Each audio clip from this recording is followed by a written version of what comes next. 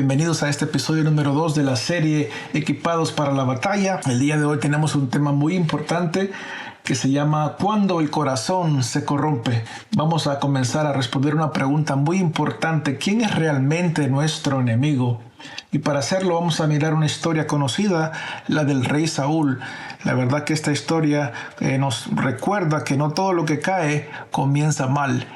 Así que no solamente es un tema de doctrina, es una advertencia para nosotros para que estemos preparados a no separarnos de Dios, porque el corazón en cualquier momento podría desviarse. Hola a todos, soy Henry y estás escuchando Enseñanzas Bíblicas con Henry Delgado. Dios te bendiga. La Biblia nos presenta la historia de Saúl, el primer rey de Israel.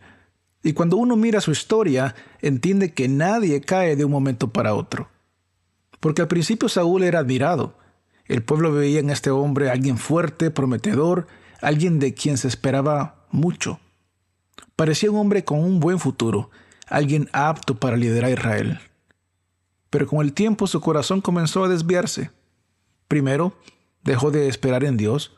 Luego empezó a actuar como si pudiera hacer lo que no le correspondía, tomando para sí un lugar que Dios no le había dado. Después comenzó a obedecer solo en parte, y más adelante su corazón se llenó de celos, temor y orgullo. Su caída no vino como golpe, es decir, no vino de repente, fue creciendo a medida que se apartaba del Señor. Ahora, esta actitud nos recuerda a Satanás, porque la corrupción del corazón muchas veces comienza cuando uno deja de permanecer en dependencia de Dios y empieza a exaltarse a sí mismo. Antes de verlo en Saúl, ya había ocurrido en nuestro adversario. Satanás también cayó desde una posición muy elevada igual que Saúl. Su corazón se corrompió y de esa corrupción vino su rebelión. Por eso entonces leamos Ezequiel 28, 12 al 18. Así ha dicho el Señor Dios: tú eras un modelo perfecto, lleno de sabiduría y de completa hermosura.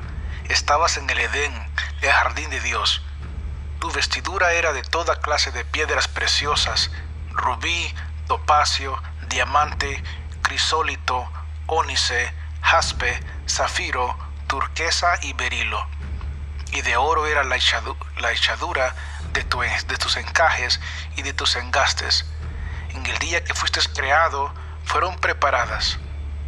Cuando fuiste ungido, yo te puse junto con los querubines protectores. Estabas en el santo monte de Dios y andabas en medio de piedras de fuego. Eras perfecto en tus caminos, desde el día en que fuiste creado, hasta que se halló en ti maldad. A causa de tu gran comercio, te llenaron de violencia y pecaste. Por eso te expulsé del monte de Dios, y un querubín protector hizo que desaparecieras de en medio de las piedras de fuego. Tu corazón se enalteció debido a tus hermosuras. A causa de tu esplendor se corrompió tu sabiduría. Yo te he arrojado en tierra, te he puesto como espectáculo ante los reyes. Por tus muchos pecados y por la iniquidad de tu comercio, profanaste tu santuario. Yo hice que en medio de ti se desatara y te devorase el fuego. Te convertí en ceniza sobre la tierra ante los ojos de los cuantos te observaban. Ese versículo nos va a servir de cabida para poder entender quién es este enemigo del que estamos hablando. Estamos hablando indudablemente de nuestro enemigo Satanás. Vamos a ver a la luz de la palabra dónde se encontraba este enemigo y cómo era este enemigo en sus comienzos. Ezequiel hace un buen trabajo en ayudarnos a entender esto de muchas formas. Vamos a usar otros versículos para entender, pero comencemos con este. Hemos empezado a preguntarnos, cuando leemos de aquí al versículo 13, por ejemplo, de quién era este personaje. ¿Habrá sido Adán que está hablando de él? Porque miren, en el 13 dice, estaban en el Edén, en el jardín de Dios. Pero no, continúa y nos está diciendo que tenía vestiduras muy hermosas cuando él había sido creado, en el día que él fue creado, dice el final del versículo 13. Podríamos pensar que claramente empezamos a hablar de qué es Satanás. Cuando miramos en el 14, habla algo que dice, cuando fuiste ungido, yo te puse con los querubines protectores. Los querubines, la palabra querubines, nos hace pensar de que hay una jerarquía de ángeles. La Biblia menciona en otros lugares las palabras como ángeles, arcángeles, pero aquí nos está hablando de querubines. Estamos viendo que realmente había diferentes tipos de ángeles. Habían, como acabo de decir, arcángeles, pero no solamente estaba siendo creado y había sido puesto cerca de los querubines, sino que quizás estaba hasta liderando este grupo de querubines, porque miramos la palabra fuiste ungido. De hecho, es lo que nos dice el doctor MacArthur en su libro de Equipados para la Batalla, el que estamos estudiando para este tipo de reflexiones. Era un líder de estos querubines. Y estos querubines tenían un papel muy específico, eran cuidar la santidad de Dios. Podemos ver eso en la creación del Arca del Pacto, cuando el Señor pone 2 querubines, uno en cada lado, para indicar que una protección a la santidad misma. O sea, era realmente un ángel de rango supremo. Este había sido creado por Dios para ser el querubín ungido. En el 15 es cuando este ángel de alto rango, de alto privilegio, en el cual hasta entonces no había imperfección, dice la palabra en el versículo 15, que se encontró en él la maldad. ¿Cuál fue la maldad que se encontró? La Biblia misma lo responde, no hay que inventarlo. Nos vamos al versículo 17 y dice, tu corazón se enalteció debido a tu hermosura. A causa de tu esplendor se corrompió tu sabiduría. Y entonces eso fue lo que sucedió. Miramos este patrón que después se repite, como lo miramos al principio, en Saúl. Alguien que empieza de un lugar bueno, de una iniciativa buena, a algo malo. Justamente eso nos pasa cuando nos apartamos del Señor, cuando nos apartamos de Dios. Un ejemplo que miramos en la iglesia recientemente fue en el estudio de la palabra de Dios en el libro de Juan, capítulo 15, cuando hablamos acerca de la vid y los pámpanos. Si nosotros permanecemos naturalmente, vamos a dar frutos, como lo menciona Gálatas, frutos naturales, porque estamos permaneciendo y daremos mucho fruto, fruto que es bueno. Sin embargo, Jesucristo mismo le dijo a sus discípulos, a quienes habían estado en un nivel muy alto, habían dejado todo, habían hecho milagros, habían seguido a su maestro hasta casi el final, podríamos decir que estaban en un lado muy alto los discípulos. Pero entonces Jesús le dice, permaneced en mí. Porque no solamente está en portarse bien ayer, antier y hoy mismo, sino que permanecer, algo constante en un futuro también. Porque el momento que no lo hagamos, empezaremos a tener problemas como lo tuvo Saúl, como lo tendrían los mismos discípulos después, cuando dudaban de Cristo. Cuando vemos también lo mismo, volviendo a este capítulo de Ezequiel, que se aparta Satanás de Dios, empieza a crecer su orgullo, empieza a enaltecerse, empieza a pensar más en las cualidades de él y no en las de Dios.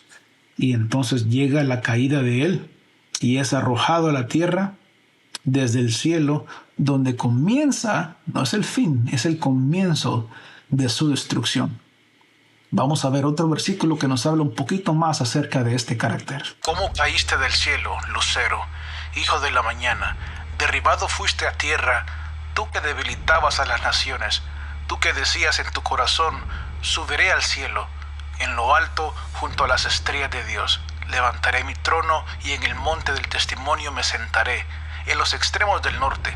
Sobre las alturas de las nubes subiré y seré semejante al Altísimo. Mas tú derribado eres hasta el Seol, a lo profundo de la fosa. Hemos leído en Isaías 14 acerca de este personaje que ahora le encontramos el nombre.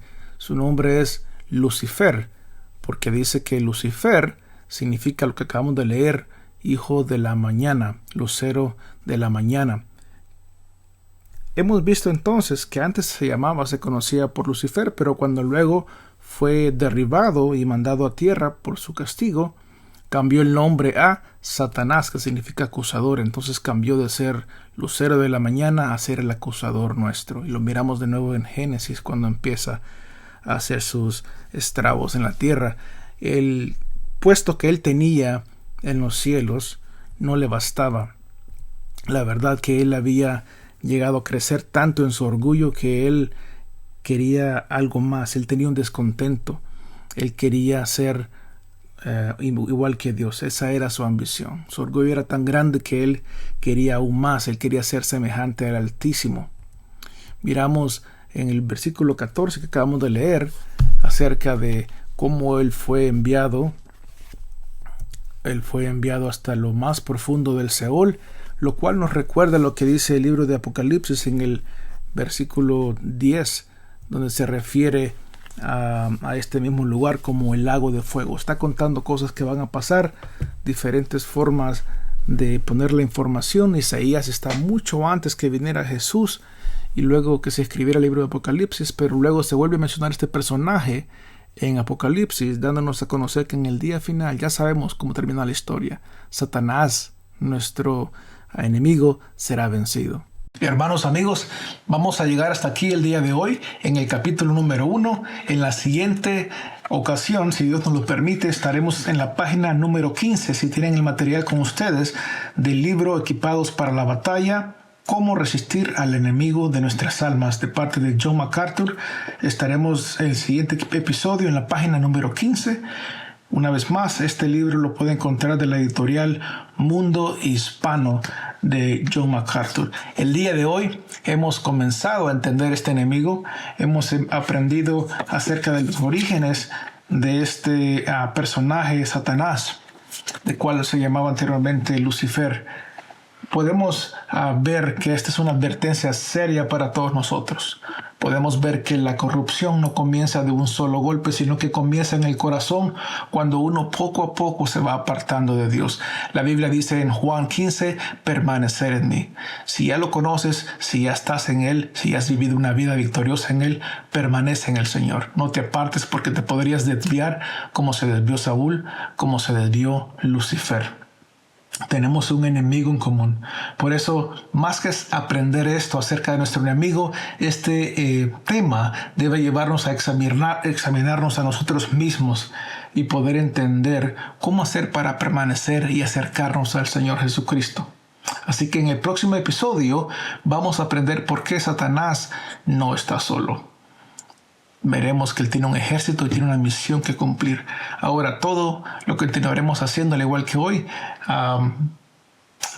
basado en la palabra de Dios. Ninguna cosa personal, ninguna referencia de otro lado que no sea solamente la Biblia. Que el Señor te bendiga y si Dios nos permite, nos miramos en la próxima, en el capítulo 1, la página 15. Bendiciones.